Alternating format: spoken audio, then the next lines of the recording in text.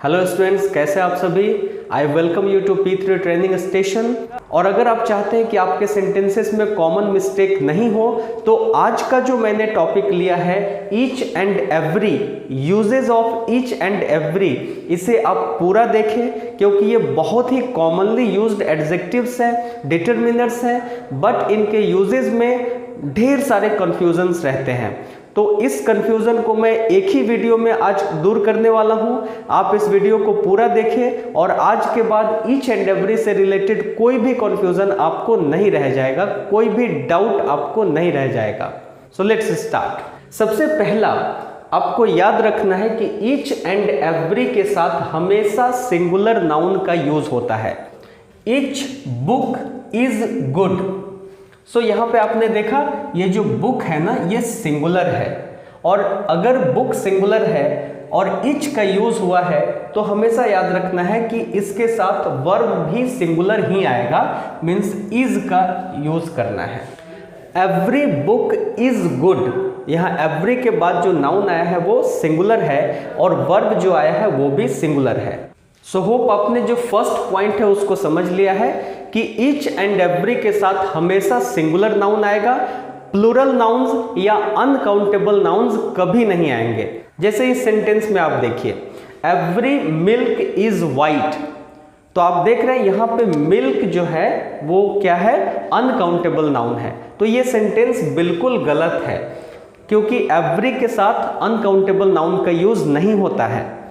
आप यहाँ देखिए, ईच गोल्ड इज येलो, सो यहाँ गोल्ड भी अनकाउंटेबल नाउन है और इसीलिए ईच के साथ अनकाउंटेबल नाउन का यूज नहीं होता है। ये सेंटेंस भी गलत है। So always keep in mind, जब कभी भी आप ईच एंड एवरी का यूज करें हमेशा सिंगुलर नाउन का यूज करें, प्लूरल नाउन्स का यूज नहीं करें, अनकाउंटेबल नाउन्स का यूज नहीं करें। Let's see the second point. Every plus plural numeral adjective plus plural noun. अब ये क्या है, आप ध्यान से समझें।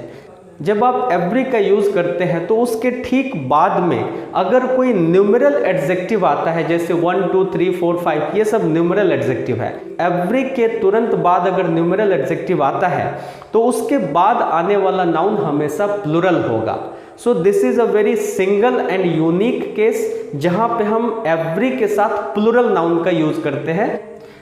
ही टेक्स वाटर एवरी 2 आवर्स, ही takes water every 2 hours.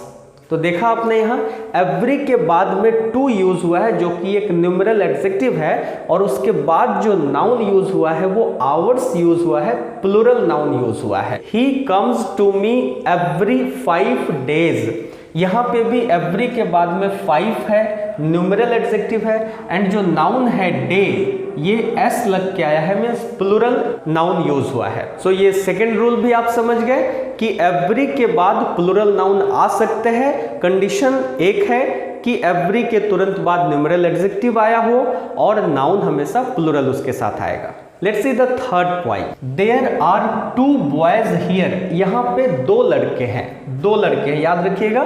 Count क्या है, 2।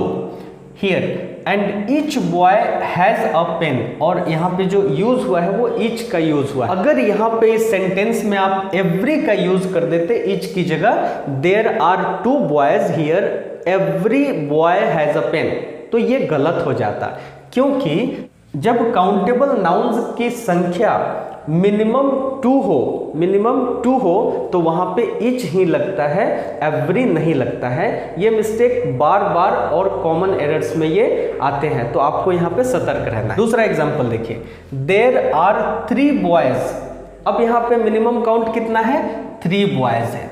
सो there are 3 boys here and every boy has a pen, तो ये यहाँ पे आप यूज कर सकते हैं। तो ये सेंटेंस यहाँ पे करेक्ट होगा क्योंकि जो मिनिमम संख्या है वो 3 है, 3 से कम रहता तो वहां पे ईच का यूज होता, ना कि एवरी का यूज होता।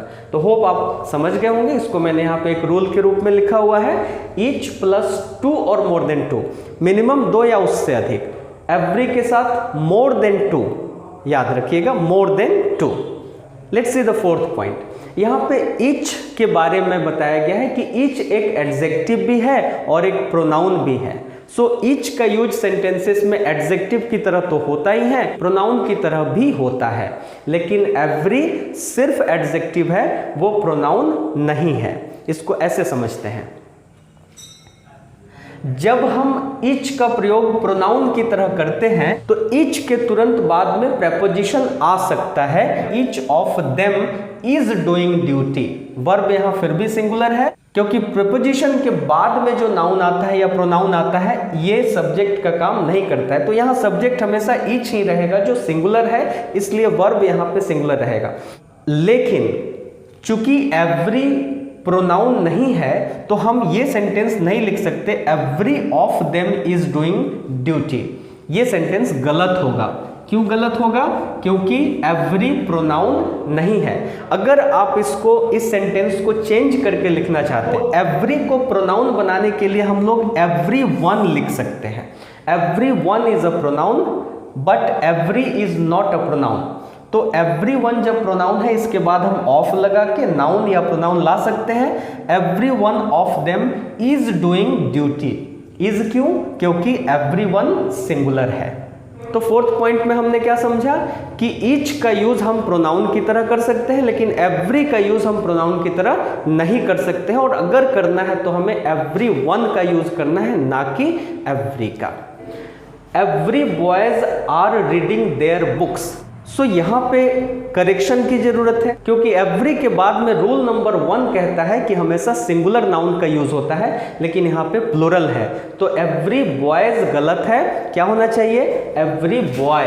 और जब ये बॉय हो गया तो आर रीडिंग देयर बुक्स ना होकर के क्या होगा? His books. His books. So अब सेंटेंस बनेगा एवरी बॉय इज रीडिंग, यहाँ आर की जगह इज हो जाएगा, is reading his books. I have only 2 pens. मेरे पास सिर्फ 2 कलम है, but every pen writes well. आपने सीखा है रूल नंबर 3 में कि एवरी वहां लगता है जहां मिनिमम 3 हो या उससे ज्यादा हो। अगर उससे कम है, 2 है, तो वहां पे एवरी नहीं लगेगा, ईच लगेगा। तो यहां पे I have only 2 pens but each pen writes well. अब जाके ये सेंटेंस करेक्ट होगा। The medicine is given to a patient every 3 our.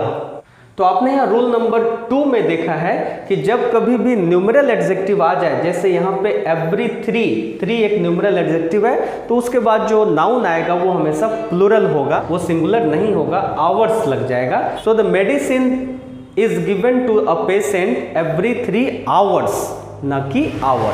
So students, उम्मीद करता हूं ईच एंड एवरी के यूजेज से रिलेटेड सभी कंफ्यूजन हमने यहाँ पे डिस्कस किए हैं। फिर भी अगर आपको कोई डाउट होगा तो आप हमें कमेंट बॉक्स में लिखेंगे एंड मैं रिवर्ट बैक करूंगा।